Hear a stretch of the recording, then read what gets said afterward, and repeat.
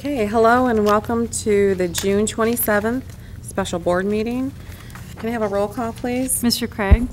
Here. Mr. Estheimer? Here. Mr. Freitas? Here. Mr. Green? Here. Mr. Koopser? Here. Ms. Reed? Present. Dr. Pomponio? Here. Please stand for the Pledge of Allegiance.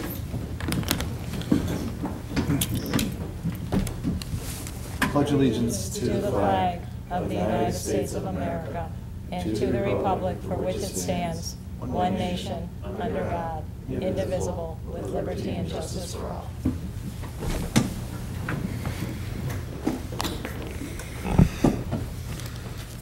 Our mission statement is learning for life. Our vision statement is Southgate Community Schools, the best choice for students and parents. Are there any revisions to the agenda? Seeing none, can I have an approval of the agenda? Motion. A motion to approve. Madam President, I make a motion to approve the agenda as written. Support. Okay, any discussion? I have a motion by Mr. Green and a support by Mr. Koopser. All in favor signify by saying aye. Aye. Any opposed? Seeing none, motion passes. Are there any citizen comments? Seeing none, we're moving to G, presenting the budget hearing for the 2017-18 original budget. Ms. McLaughlin.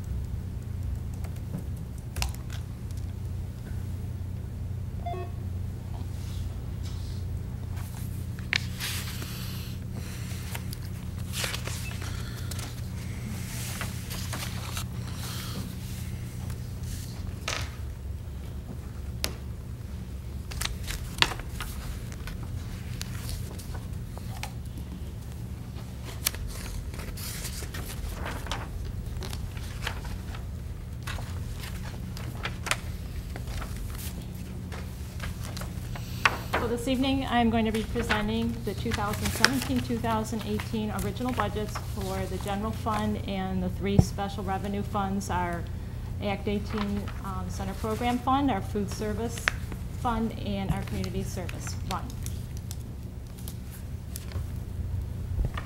I have a couple of remarks before Ms. McLaughlin gets started. What we're presenting to you tonight is an incomplete budget.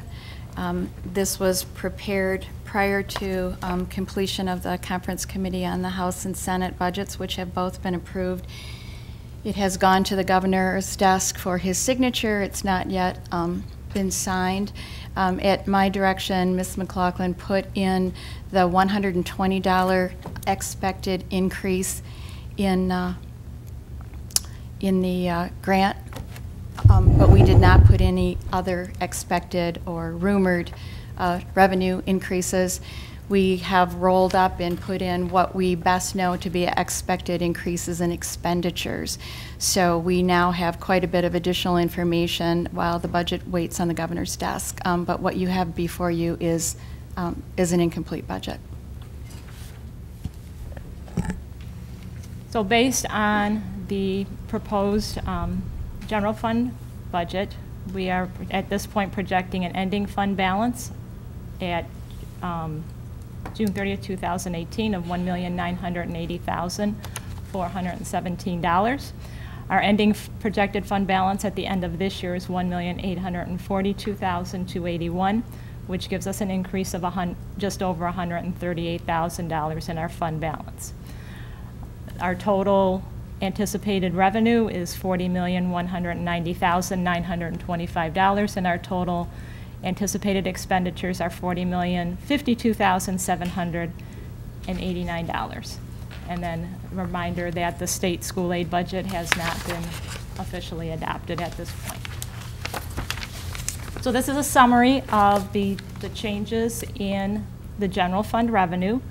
There are a lot of areas with decreases, and as Mrs. Cretion said, we have not incorporated any potential increases in funding with the completion of the state school aid budget. The largest they're pretty significant dollars in most areas, with a total decrease in revenue of $1,115,765. And this chart shows the ratio between the changes in revenue.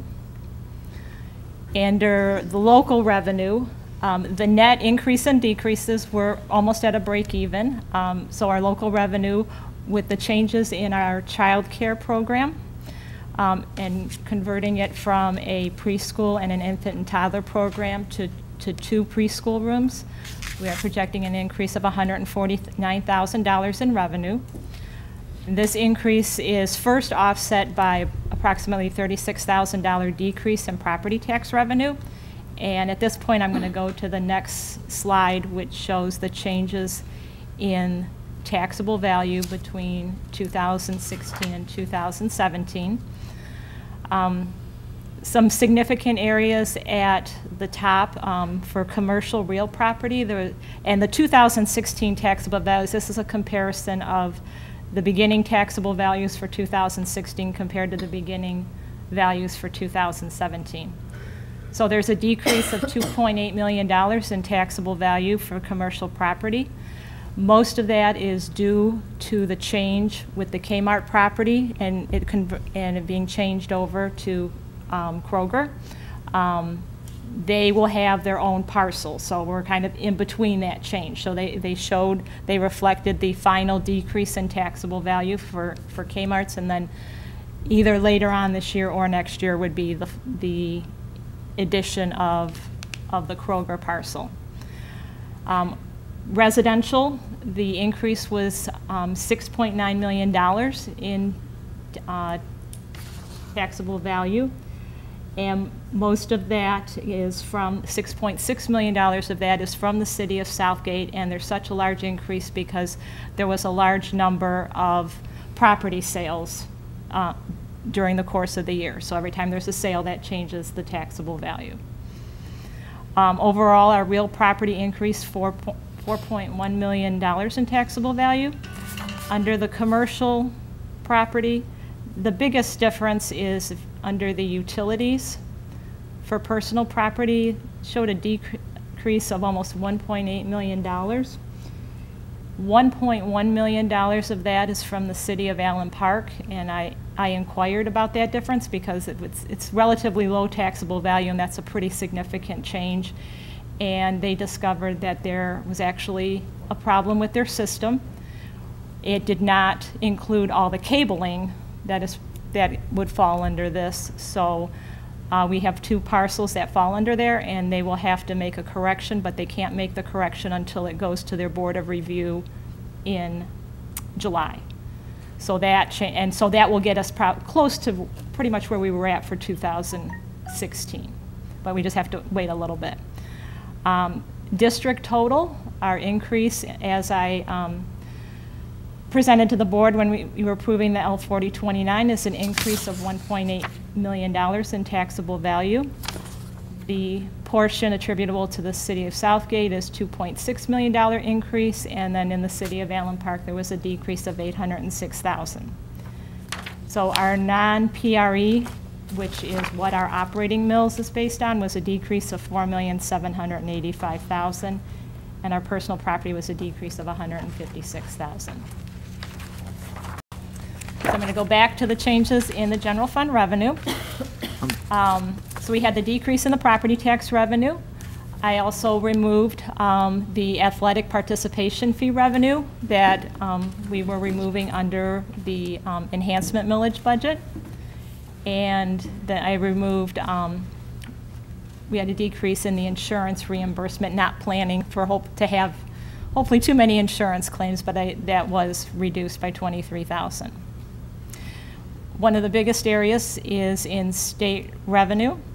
The net change in state aid is $1 million, and that reflects a decrease of 200 FTEs with an increase of $120 increase in foundation allowance.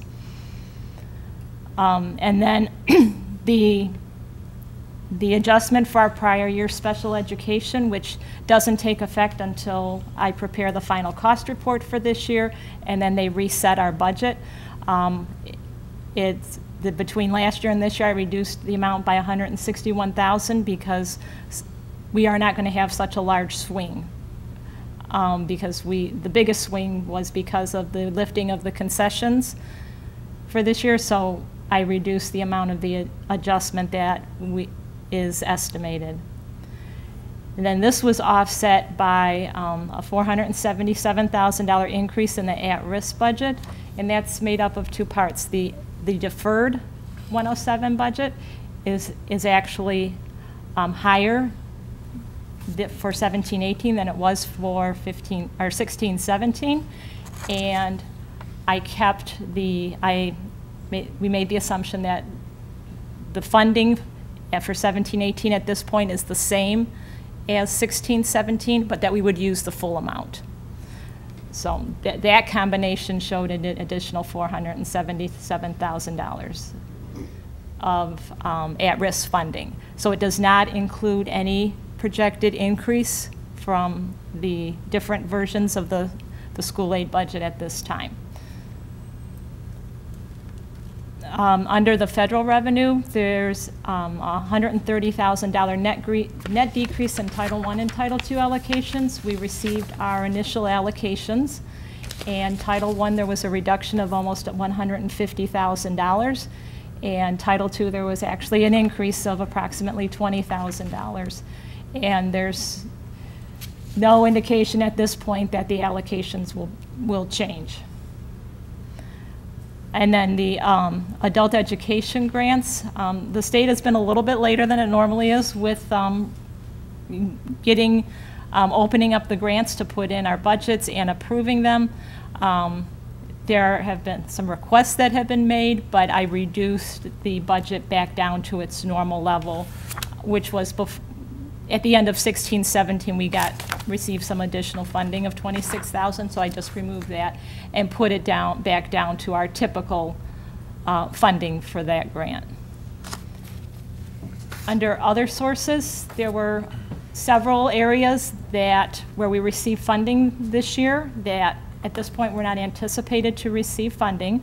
The first one is the $130,000 of special ed transportation funding from RESA. That is determined on an annual basis by RESA. There's no guarantee from year to year that we will receive it. We have received it the last 2 years, but again, we won't know until later in the year whether we're going to receive that funding. There's no budget for proceeds from the sale of capital assets. Last year we had the sale of the Corman property. There's not anticipated to be any sale of assets at this point for 2017-18. And no capital lease revenue, no new capital leases are anticipated. And then under vocational education, the Downriver Career Technical Consortium recommended that for our added cost budgets for our programs, we use 50% of the 16-17 allocation. And I also removed, there were a couple of big ticket items that we received under wish list items from them, and I removed that because I don't know that will be available at this time. Under incoming transfers, you see a pretty big swing, and the biggest reason for that, number one, is the adjustments with the special revenue fund budgets, but with the Act 18 fund, we have our indirect costs, but then we have to pay money back for 2 years ago that will be paid the next year. Last year, I just netted the two on the revenue side because what we were getting in indirect costs was larger. Well, we owe a larger amount in this coming year, so I had to put each piece on the proper side. So it looks like on the revenue side, the amount is higher, but you'll see a $550,000 expenditure on the expense side, so I couldn't net them this time. Are there any questions on the revenue? I was curious if you go back to the local sources as it relates to the utility. You went kind of quickly through that in terms of the, they have a problem with the accounting and as it relates to in Allen Park for the utility. I'm trying to understand what that I'm was. sorry, which part? I'm looking at,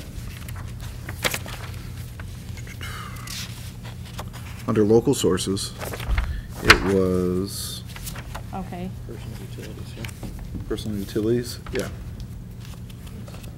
I'm sorry, thank you.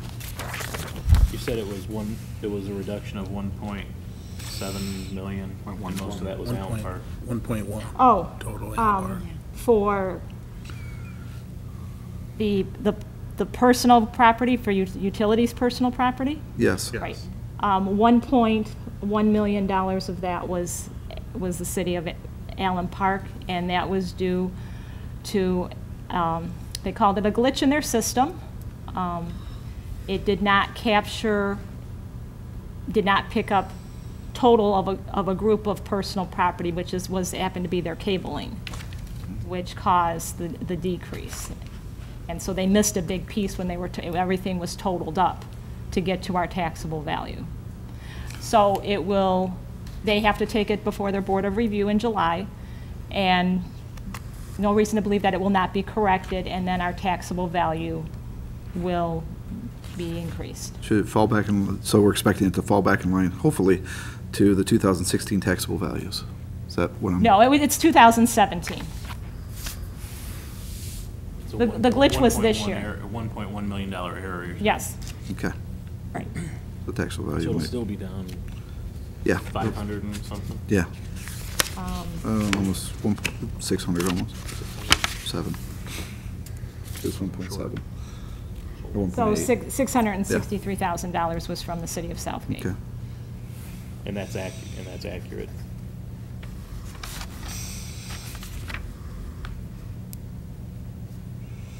Thank you. Mm-hmm. That's.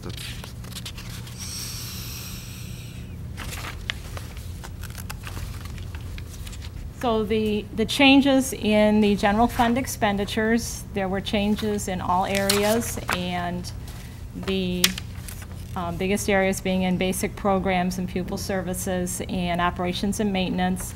And the overall increase in expenditures at this point is $214,000. So you can see there's changes on both sides, and they almost net each other out.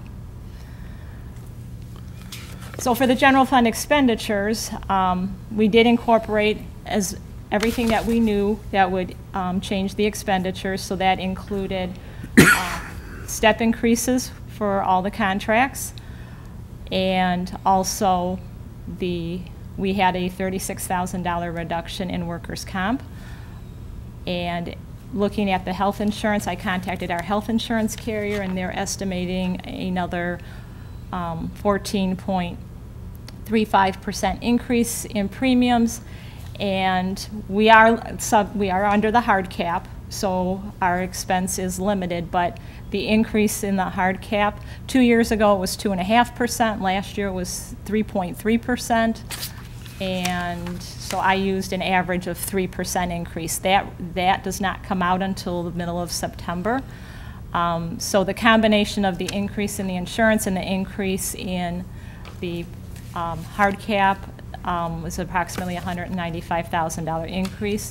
We are projecting a less than average a UAL expense adjustment because of how our payroll is compared to last year. We've had a pretty big adjustment that we've had to make on top of the normal retirement rate.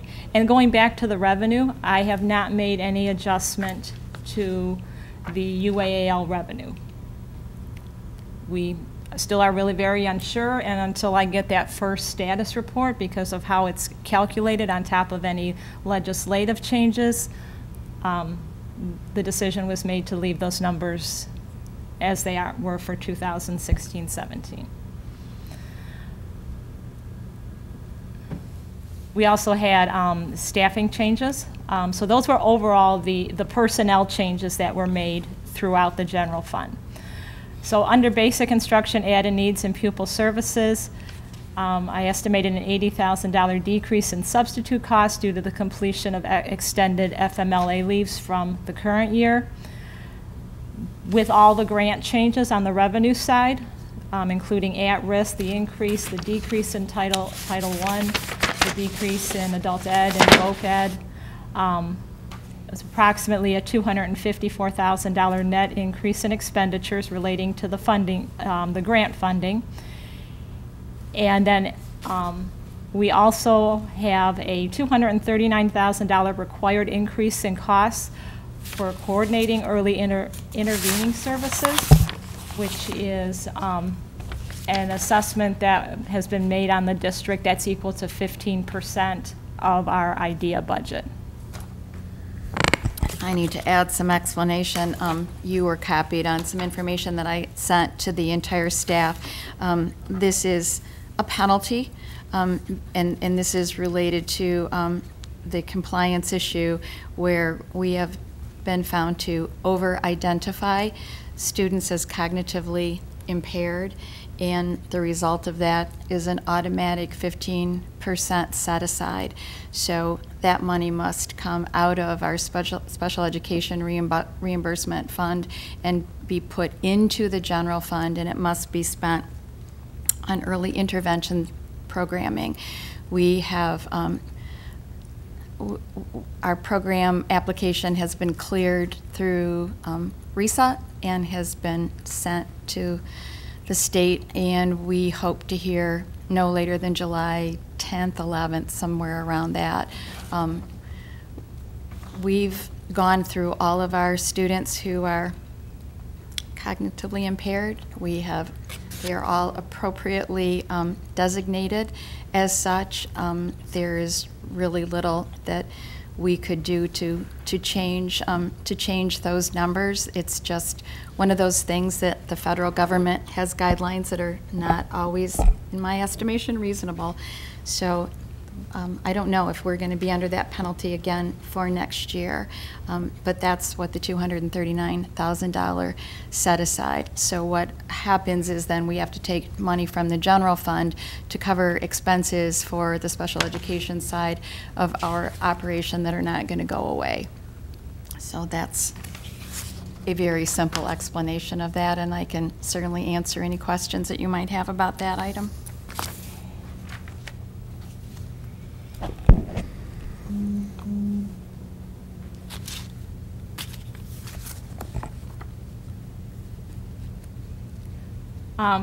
Continuing on, there was also included in the budget, and this number is different than what you have on your printout. And on the expenditure side, there was additional $473,755 added to the budget from the enhancement millage budget. The difference was the other $60,000 is actually the decrease in the revenue because of not charging the athletic participation fees. And I will show the detail to that in just a minute. There was an overall $240,000 decrease in adult and community education personnel costs with the impact of a full prior year schedule consolidation. We were at a certain level of classes at the end of 2016-17, and we're very close to that with our projected schedule for the fall, and we're waiting to see what the enrollment is. Under business services, there was $46,000 decrease in judgments and state aid note interest. Since our state aid note is decreasing by $2.6 million, there's a $38,000 decrease in the interest, and then this year we had to pay our last workers' comp judgment from when we were self-funded, so we won't have that expenditure next year. Under operations and maintenance, there's a combined $207,000 reduction in costs due to lower projected building costs with things that we've done this year and with the bond projects. We have a new telephone contract that's reducing our expenditures by a net of $77,000. The savings is actually over $100,000, but we're converting the Asher building to our phone system, so we don't have to dial the whole phone number and ask for somebody, and that's approximately $25,000. No planned equipment purchases, and remove the expenses for insurance reimbursed vehicle repairs. So that matches the reduction in revenue for insurance reimbursement. Under community services, there's a $650,000 reduction in cost due to discontinuing our non-public school enrichment services. And under transfers, our transfer to our debt service fund is actually $151,000 less than the prior year, and what it has been pretty consistently the last few years. The debt service schedule, this is the year where the payment drops, and then it will start increasing again. And the transfer to the center program fund, the cost that we will have to pay back that we have to record in 17-18 that we will pay back in 18-19 is $550,000. So that was the shift that I made regarding the transfers. Going back to the enhancement millage, this is a summary of Mrs. what Ray. we have budgeted at this. Teresa, Yes. before you go on to the next part, can I get clarification on a few things? Sure. I just don't want you to have to keep going back. Okay. Under the community, you said that that's the separation of the public, non-public schools. What else is under community, or is that just it? Under that function code, that's it. Under community services, there's different function codes. Part of it is the child care program. Right. And that's under there, and there was a small decrease in that area as well. Because of scheduling changes with the new program, we were able to have some savings in expenditures. Okay, and I'm asking because not everybody has these in front of them, but, okay, I'm a little confused, and I don't know if it's just me, my shoulder screaming at me, or my numbers, but it's showing that loss, but then it shows on our revenue that we had an increase of $149,000 from childcare. That's child care, so that's the preschool program. The $650,000 reduction in expenditures is the services to the private non-public schools. So the $149,000 was what we recouped with the preschool program? Yes, that's the projection, yes. Okay, and what is that program? It's a preschool program, so it will be 2 preschool rooms, a room for 3-year-olds and a room for 4-year-olds. Okay, is this not the same thing that we learned that we actually took a hit of $168,000? Before the program was 1 preschool room and 1 infant and toddler room, and now with the preschool program, it's just solely tuition-based. Okay, but so what we're looking at here is we were at a loss of $168,000. And the projection is that we look to gain $149,000 That's correct. from the same exact program. It's not the same program. It's 2 preschool rooms versus a preschool room and an infant and toddler room. So the funding was different with the infant and toddler room. So is that something that went to Finance Committee that did not come to the entire board? It did. But we're not expecting to realize a gain at the end of the year of $149,000. No, it's the change in the revenue. So we still have all the expenditures under community service. It's section 351. So we still have all those expenditures. It's not a profit of $149,000. That's the revenue. And then on the elimination of the pay-to-play, which is listed as $60,000. Yes. That money is what we are not billing, so we're not having it this year, but it was replaced from the millage into the general fund, correct? That's correct. Okay. And then the non-public public schools, I had thought when we had the discussion on that we spoke that it was projected to be a $40,000 loss. That's the difference between the revenue and the expenditure. So the change in the revenue is incorporated in the loss on the state aid side. Okay. And this is showing the reduction in the expenditures. Okay. Thank you. So for the 2017-18 enhancement millage, right now, the estimated budgeted revenue is the same as 2016-17 of $1,377,000. In the current budget, the following expenditures from that revenue include, or are, the elementary class size reduction, that was the addition of 2 teachers. Middle school class size reduction, that was also the addition of 2 teachers. Removing the athletic participation fees of $60,000, and then adding the playground wood chip replacement of $45,000. So we have budgeted at this point expenditures of $533,755. This actually is the end of the general fund budget presentation. Do you have any questions? As it relates to this slide, it shows available balance. But if the way I've read the budget itself is that the millage enhancement was already put into the revenue piece of it, and this available balance isn't earmarked within that.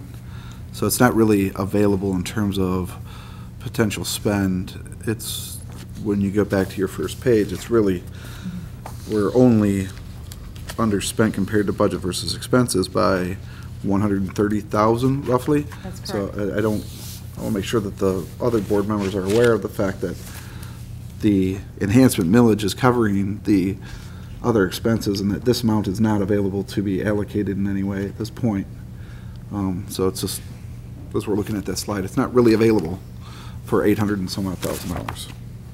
It's, at this point, with not having an approved state school aid budget and putting all the expenditures in and not putting in any potential revenue, we also put a hold on the enhancement millage spending until I can get all the information and put an amended budget together, and then we'll move forward with the enhancement millage. And again, that's put on hold just to maintain Yes. that 5% cap? Yes, or- have to yeah. right, to maintain the 5% fund balance. Okay, thanks. And this budget is based upon the projection we're going to lose about 200 students. That's Are we correct. comfortable with that number? 'Cause I believe in the past we At this point, yes. We still have school of choice during the summer, and with everything else, we are waiting until we have the actual count day. Okay. And one of the reasons is we have a larger senior class graduating than we have kindergarten coming in. That's correct. That's a larger percentage of the Right. 200. That's correct. Madam President, 3. what was the amount, because I'm trying to go back through, what was the percentage that you had requested for increased substitute costs? It's, decrease. we're currently at just over 4,000 FTE, so it's down to 3,800. So it's a 3,800. decrease. It's a Right. decrease, yes. All right. Thank you. Mr. Craig? Back to the preschool program. I see on page 14, community services.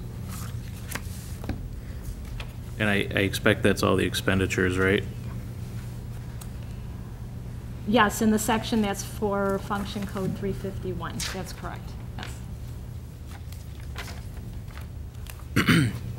What else is grouped in there with community services? You may have said it when I was looking through the reading. It's parent involvement, which is part of Title I. 351 is the child care. 361 is also part of Title I, and 371 is the private non-public enrichment programs. And also under 371 are required services under IDEA and Title II for private non-publics. We're required under the grants to provide certain services. So that part was not removed. Okay. But the part that we removed a large portion of it. Yes. Okay. And so So that's why we went from the 928 down to the 257. That's correct. And that's the change. Yes. Where is that revenue recorded? It's incorporated in the reduction in state aid. Back at the beginning? Yes, in the revenue. The 1.1 million reduction there. Is it specific to the preschool program? Or is it blended in with something else? It's blended. So how are we gonna monitor that and track that? That's something I would like to kind of keep an eye on, because that's a projection, right? Is that based on enrollment right now, or projected enrollment, or how is that? It's based on the enrollment that we had in the spring. Okay. And that's not set at capacity then? It's not this, if we're maxed out, we're gonna get this No, revenue. this spring it was not at capacity.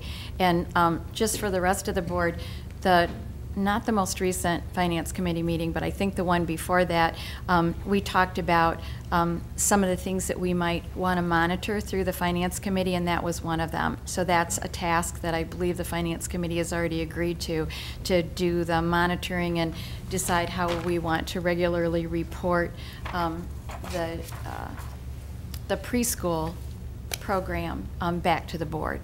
Because the Title I the Title I funding can't cover any of that, correct? That's correct. But the costs are blended in together in the It's community part of community services. yes. Yeah. Okay. I guess that's what I just wanted to see, was that separate, so we could monitor that on its own. Okay. There were 2 or 3 funds that it's in our notes that the Finance Committee was going to monitor this coming year. Right. But I could always, as the Title I coordinator, give you exactly what we're spending in parent involvement, and then the other is nutrition that we buy for after-school tutoring snacks. But basically, whatever we take in is going to be spent back out. So it's almost a pass-through. Yes. That's why it's confusing having it lumped into the same community services fund, because that money's a pass-through. If you get another 10,000, you're going to pass through that 10,000. It's just, but this one, I just want to make sure that, because we have fixed cost in that, and I want to check the revenues against that. So that was all. Okay. Thank you. Yes. Mr. Koopser? With the private non-public, I know there's a reduction of 6.5 FTEs on that. Is that part of the 200 FTE reduction? Yes, out it of the is. state funding?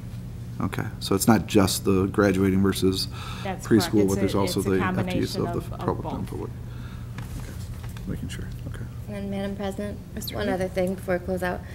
I know we had talked about, one of the items in there was the fee for over projection of special education FTEs.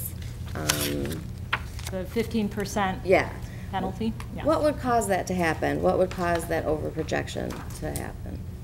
Well, what we first looked at, there's more. It's not just over identification of students who are cognitively impaired who are African American.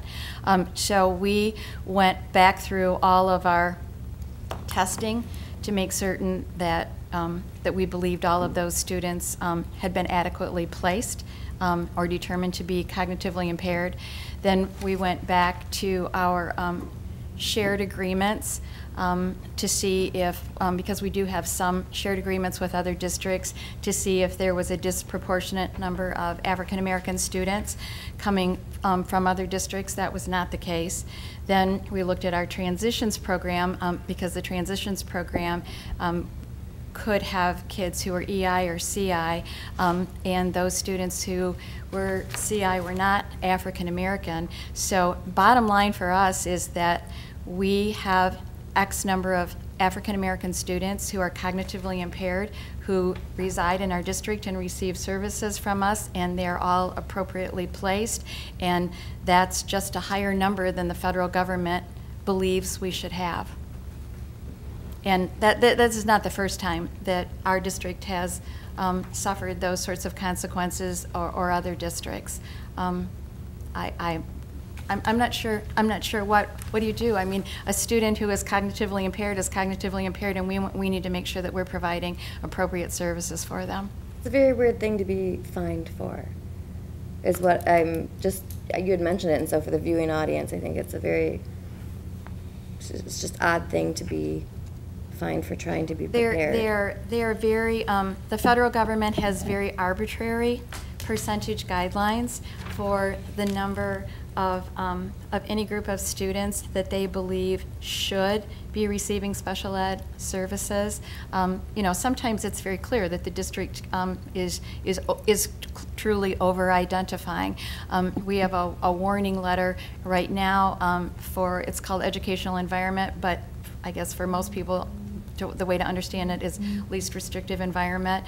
And this is going to be, you know, this is a difficult one because if you're a parent of a student on an IEP, typically you're asking for additional services under the IEP, and in fact, the government has warned us that we are, of our students who are on an IEP, we are providing too many services for them, and we need to get them into a less restrictive environment, so they need to spend more time in a general education setting than they currently are. So that's, it's just a warning at this point in time, and we don't know if that will be a fine or if they will just put us on a monitoring program, but that's something that we've already started looking at right now, and we're changing some programming around the district to try to have a more proactive response to that one.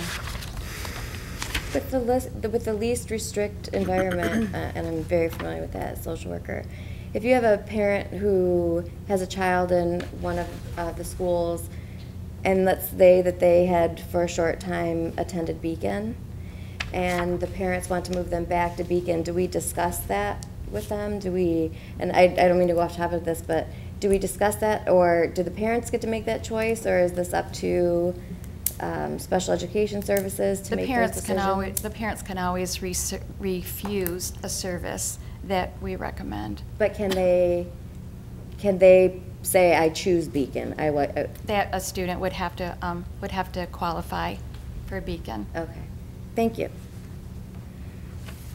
So the parents that have the students who are, you're saying we're telling them they can't have that secluded resource anymore, that they have to be in the general? I'm not telling parents anything right now. I'm just stating that we are under warning that of our students who are on an IEP, we are providing too many hours of service in an environment that the government believes is too restrictive. So that would be a resource room, a center-based program, or too many hours pulled out from a general education setting. That's just, that one is not currently impacting our budget. I was using that to enhance my argument that the government at both the state and federal level have very arbitrary guidelines that don't necessarily fit the needs of the students that you currently have enrolled in your district. I agree. Thank you. And that does not include transitions program, right? Just Beacon day treatment program? The least, our environment, our educational environment, I don't know if transitions is included in that. It is included in the current set-aside fine. Thank you. Teresa, when do we get the delinquent taxes for the millage fund? Have we gotten that yet? We don't. I actually, today, I did receive the notice for what our district will be receiving from Wayne County for our real property taxes.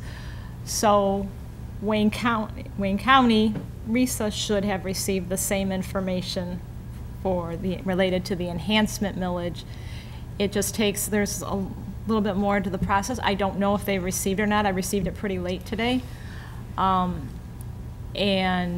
as soon as they receive it, they're required by law to turn it over within 2 weeks. So it should be sometime in the next couple weeks, or certainly sometime in the month of July. Okay. And as soon as I know what that is, I will share that with the board. So.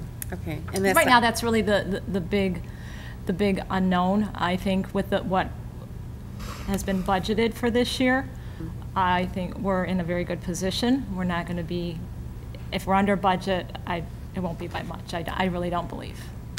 Okay. Thank you. Moving on to the special revenue funds. Our first one is our special education fund, which is our Act 18 program. So this fund is a self-balancing fund, so the revenue equal the expenditures with the transfer of indirect costs to the general fund. Some pretty significant changes in the Act 18 millage, and then the transfer that's an expenditure on the general fund is actually a revenue on this side on the special education fund. Just a summary of two big changes. So this budget was actually approved by and presented to RISA in February of this year. So it's based on the information that we knew at that time. There was no changes in the state revenue, even though there's an anticipated increase of $120 in the foundation allowance. Didn't make any changes to the state sources. The assumption is that our enrollment would be approximately the same, but it also allows if there is a reduction in enrollment. And when that happens, the funding flips from state sources to the Act 18 millage. Federal sources, no change. We did not have the IDEA grant that is part of the Act 18 program. In fact, I just received it unofficially yesterday from Wayne County RISA, still waiting for the official notification. So the county millage in revenue, there's a net decrease of $397,000. It's based on the reduction of our technology budget through the Act 18 program. This year we had a budget of $59,000, and we had a technology budget program with RISA over a 2-year period, so that ended. And the allowed social workers and teacher consultants and their related personnel costs, and those reductions were reduced in part by step increases. And then the incoming transfer on the revenue side is shifting the amount that's due back through the general fund for the prior year expenditures. Last year it was netted on the expenditure side, and this year I couldn't do that. Changes in the special education fund expenditure. In total, it's the same as the change in the revenue of $148,000.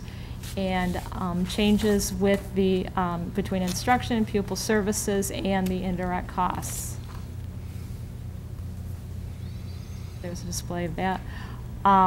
Again, this is based on what was submitted to RISA in February. There's increases in instruction, pupil services, and school administration due to step increases in staffing changes and increases in the benefit premiums, just like we had in the general fund. The decreases in pupil services were due to changes in the teacher consultant staff and reduction of allowed social workers. When the enrollment at Beacon changes, it changes the amount of staffing that we're allowed.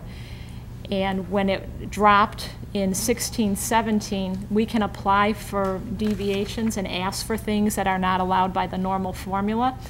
And they allowed it in 16-17. They did not approve it for 2017-18. So instead of 12 social workers, we're allowed 10.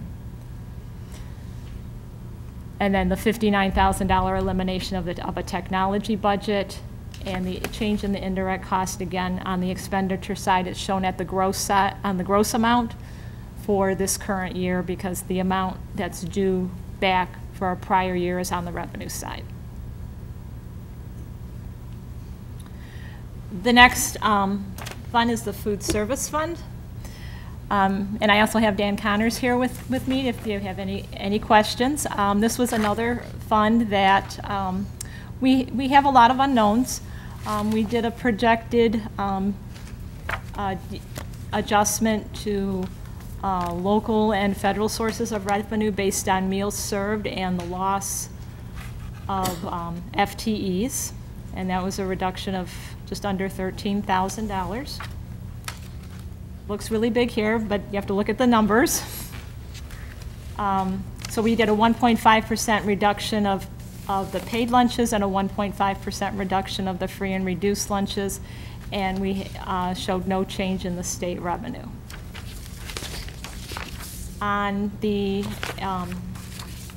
So going back to the revenue side, also there's no reflection of any price changes. Typically by this time, they would have put out the form that's called the Paid Lunch Equity Tool. That's the form that Dan Connors has to go through to make sure that we're charging the appropriate meal price in relation to our federal funding. And that has not come out, and I don't believe it's come out yet. It still hasn't come out, so it's very late. So the goal is that we would have this to the board by the board meeting in July. So we did nothing as far as any changes with the price.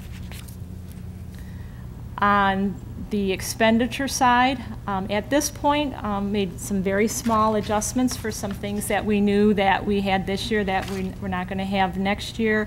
Not anticipating any capital outlay. And the biggest change was the outgoing transfers, a reduction of $54,000.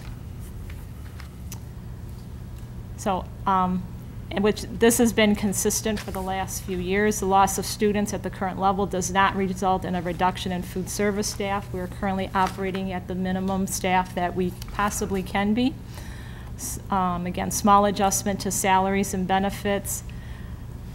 The decrease in food costs due to less meals served as a result of the reduction in pupil costs. We offset against any price increases, so we did not make at this time any adjustments to the food and supply costs.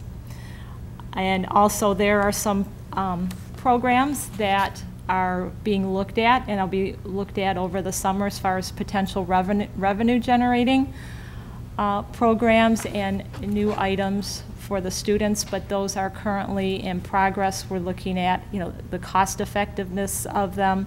Some of them actually, as far as food cost or material or supply cost, is very minimal, and we're looking at the potential impact on the labor costs. So those are things that Mr. Connors is still in the process in, so we did not make any adjustments at this time for those.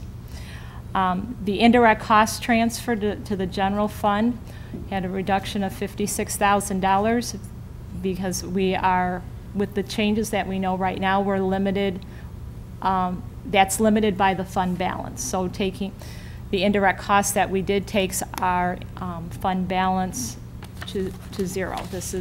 This fund is not meant to be a profit-making fund, but we are at the absolute break-even point at this time. But we did have to take a reduction in the indirect costs. Was this did we get a profit several years ago with the food service? I thought we did. The last time there was a profit was 4 years ago. Okay. I think it was when we purchased the new software. It was right before Okay. that. Okay, and the other thing is, I know that when we had the contract for is it annual, the pizza contract for Domino's in the elementary buildings, I know there wasn't any competition because of the wheat component, but since we don't have that element now, when contract comes due, would that be cheaper with more bids? Currently, I'm getting the best price.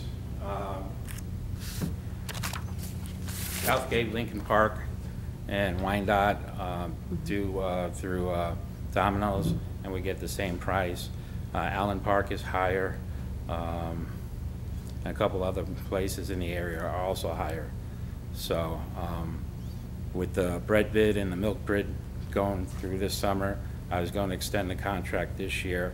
For one other reason is because we have the Buy American big thing right now, and one of the stipulations in that is that anybody who gets a contract has to open up their business to the auditors, same auditors as us. So I don't know. It's hard for a local pizzeria to say, yeah, well, whenever your auditors come in, they can go through my storerooms, and they actually go through and look at Buy American. So If there's any cans, that they'll say something. They went through, when we had our audit this year, they went through our stock rooms, and they were looking at all the cans to see what country of origin that our food is coming from.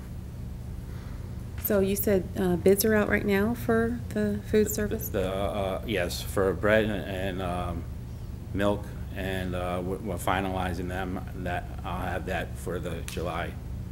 Okay, yeah, it's been a year already. I didn't even. Yes, it it's goes gone quick. by so fast. I have a question. Thank you. So you do not plan on rebidding the pizza? Is that what I understood? No, yes, I was going to extend it. Yeah. But we got rid of the wheat requirement, right? Correct. You don't think we could get a better price? I honestly, I don't. But you expect more bids.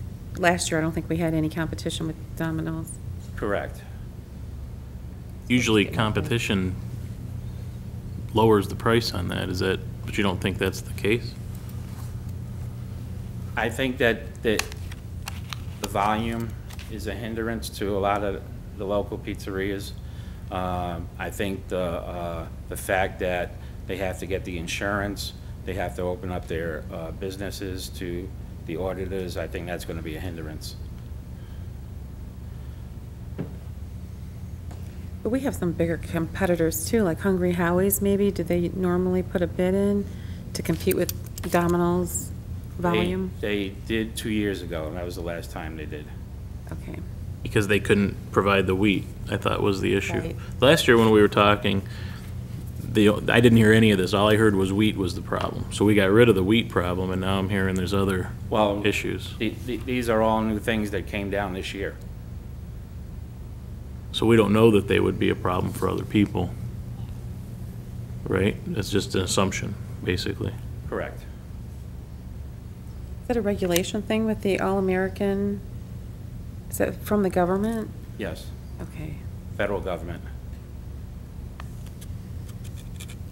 So they would probably want to stay away from that auditing.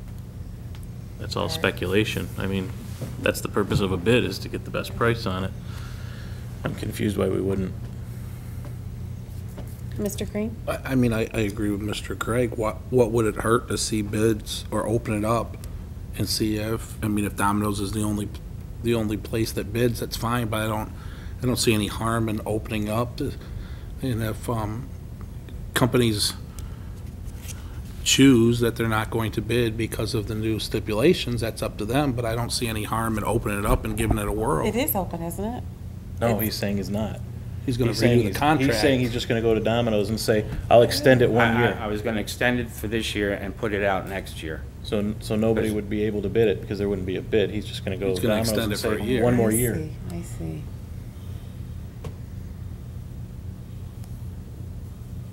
Oh, because I was thinking maybe we can get a little bit of a competition going, Something, yeah. cheaper rate.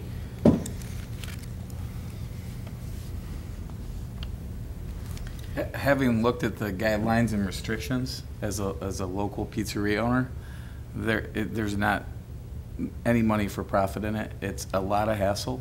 Most mom and pop shops like mine have very limited space. It would completely impact my business. I mean, I was praying for it to open up, and then I saw the pack, and it sort of counts you out.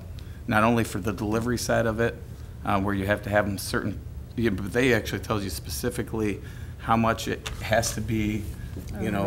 right. It's very difficult to make any money. I really, in my professional opinion, I don't see any chance that any local mom and pop shop's going to get involved. Now, I don't know what the price that Mr. Connor has from the current source, Domino's, but if you're thinking about, you know, local places, very, very difficult to do.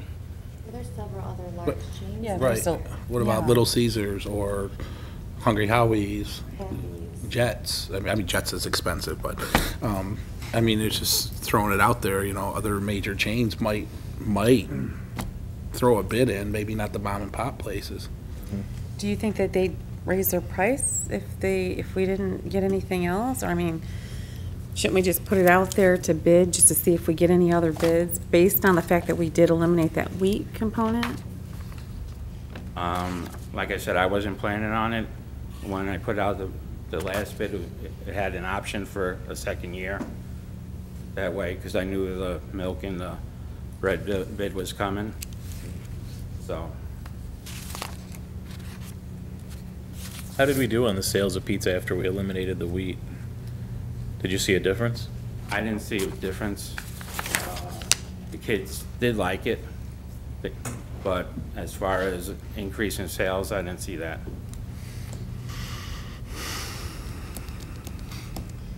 Okay, so where does it stand right now? Did you already extend it, or is there a date on that? I have not sent the letter yet.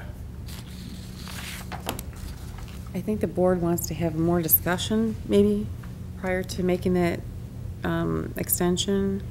Okay. So we'll do that, and we'll get back with you on that, but we'll have a communication, but I think that there's a feeling that. Madam President, Mr. Green, go ahead. I'm sorry, but what's our timeline? Yeah. We have to have a timeline of, I'm sure, of extending that bid, and we don't, we don't have the next board meeting until July 13th, so where's our timeline for you to have to offer those bids in order to be accepted for the next school year? The way it is right now, I won't be able to do that until August. Yeah, and I think that's why. I think that maybe at this point, clearly the board has some concerns about this not going out to bid. This is not something that we had an opportunity to discuss yet. So I think Ms. McLaughlin and I will speak with Mr. Connors, and then we'll get back to the board on what our options are. Okay, thank you. Thank you, Mr. Connor. Thank you, Mr. Connors.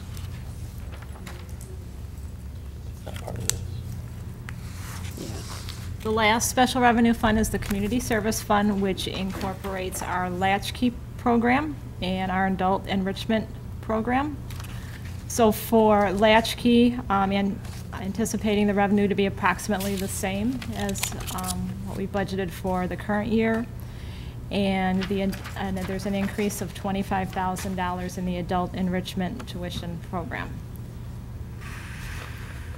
So with the enrichment revenue, the $25,000 increase is due to the recovery from the advertising error for 2016-17 winter semester in 2 local cities, plus an average 2.5% increase in tuition rates. We reviewed all the tuition rates for all the classes and made some modifications where we are still very competitive with other area programs.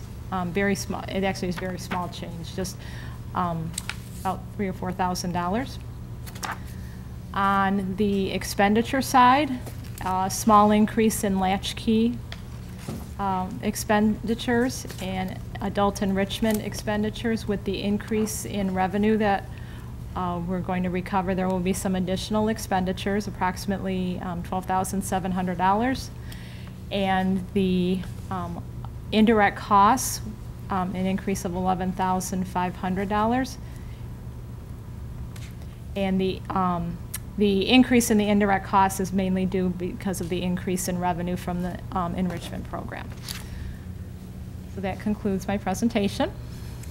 Okay, I have a question about the consolidation of the Asher schedule. We didn't get to approve the schedule yet. Do we still need to see that? That was a leftover from years ago when the board had to approve it for one of the grants. That hasn't been a Okay. requirement for years, so Okay, I because it's just on the took it. master schedule. It is, and it can just come off of the calendar. Okay, thanks. Mr. Craig? For Latchkey, you have the director at a .8. Is that a .8 position, or is the other .2 somewhere else? The other .2 is under childcare. It I is a didn't- full-time position. I didn't see it under the, when we were talking about the childcare, I didn't see it under the childcare budget. It's actually, because it's a director position, it's not under 351, it's under 226, Under 226? which is Oh, it falls on in under. page 9. I see. So that's where her salary and benefits are. Okay. So it comes under 226, but then then the .2 of it goes back to community services, or it stays out? Because of the position and the requirements under the school accounting manual, as a director, it's required to be recorded under 226, but it's actually related to the child care program that's under 351. Because that's a general fund. They're both general fund. Because community services, general Yes, fund. yes. But the latchkey is its own separate special revenue That's fund. So it's correct. got to be, So, right, That's so gotta be then kept separate. that has to go, her salary and benefits has to go with that program in that Okay. case. thank you. Okay. Are there any additional questions from the board or any members of the audience? Madam President? Mr. Koopser? Thank you. So as in your presentation, there's a lot of spots as it relates to fund sources, revenue, excuse me. Some, just to name a couple, adult ed, ABE, potential Act 18 special education transportation, not to mention a couple others that are still variables that we're waiting to find answers on.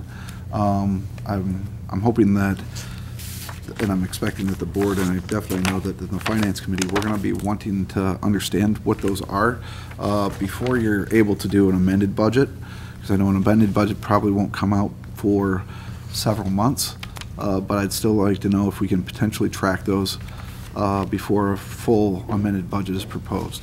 And can you talk about how we might be able to track those and when we might expect updates?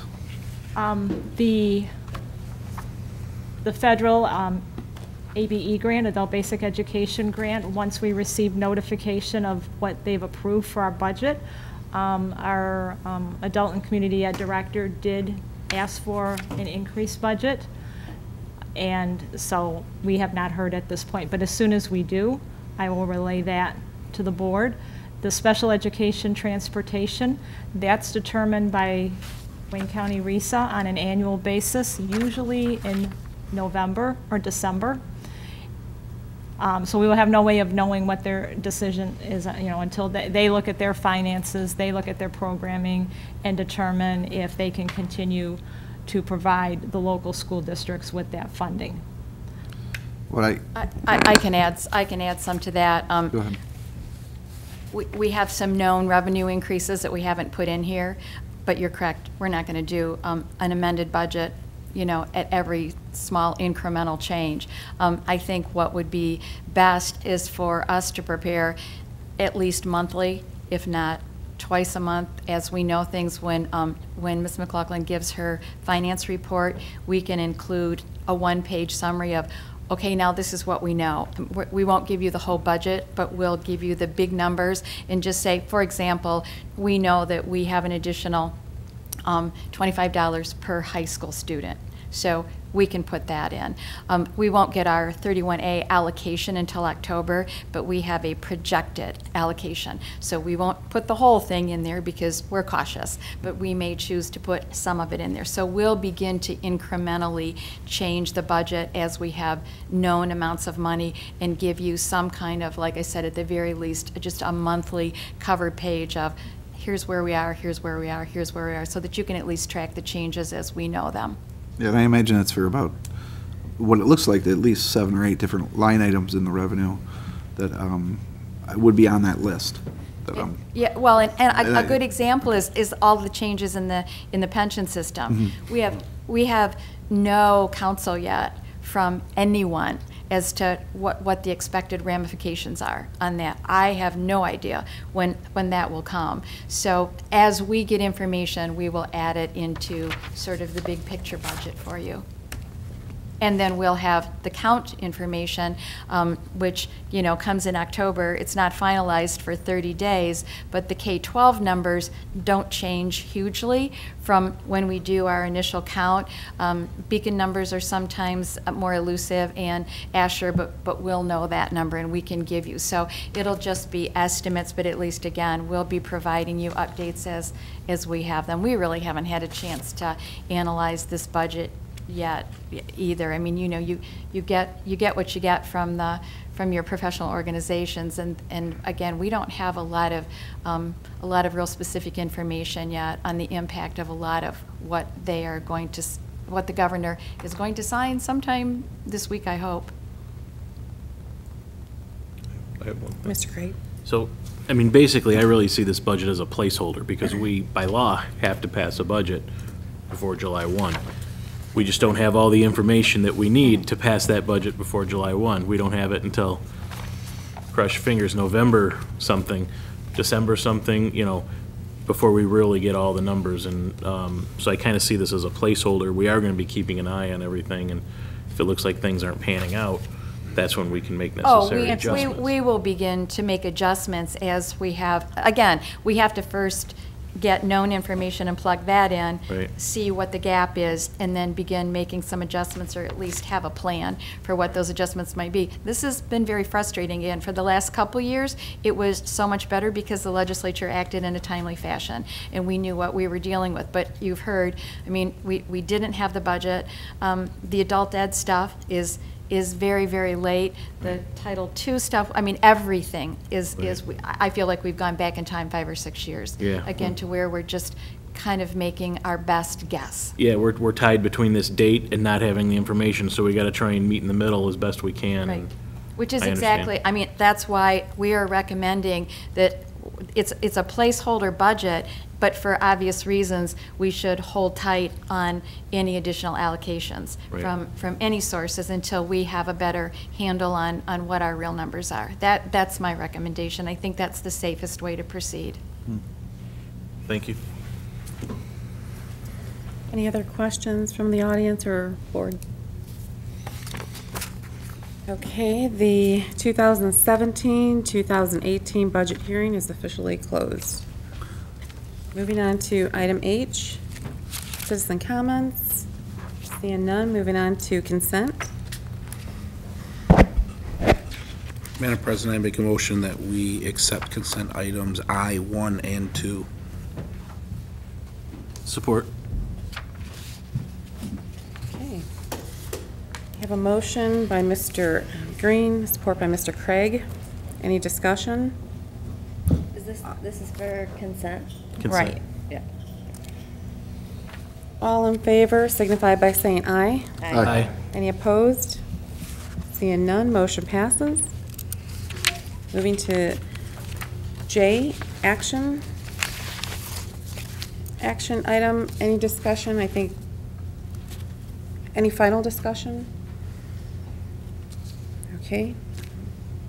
I move to find a motion to approve. I'll make a motion, the approval of the 2017-18 original budget for the general fund, the special education center fund, the food service fund, and the community service fund as presented. Second. Okay. I have a motion by Mr. Estheimer, support from Mr. Green. All in favor signify by saying aye. Aye. Aye. Any Madam opposed? President, Mrs. Green? I'd I'm like to, sorry, Mrs. Reed. I'd like to abstain from this item. Okay, Point of order, you'd have to wait until, explain the abstention. right. I was dealing with shoulder stuff over the weekend, and I made a ton of notes, and from some of the conversation that we had today, I need to go back and check over some things that I don't think that I 100% agree with. So, because I feel like I don't have enough information on a few things, I just want to go back and check them. Anything in particular? It's just a list of a few things from past meetings. Okay. I believe for the abstention, there has to be a conflict of interest. If I feel that it's not right, it's a conflict for me to vote. Then Then you have to you vote still have to no. cast a vote. That's the duty. I'll vote no. Okay, can I have a roll call, please, Teresa? Mr. Craig? Yes. Mr. Estheimer? Yes. Mr. Freitas? Yes. Mr. Green? Yes. Mr. Koopser? Yes. Ms. Reed? No. Dr. Pomponio? Yes. 6-0, 6-1, motion passes. Thank you. Moving on to action item 2, bid pack discussion. Big pack 7.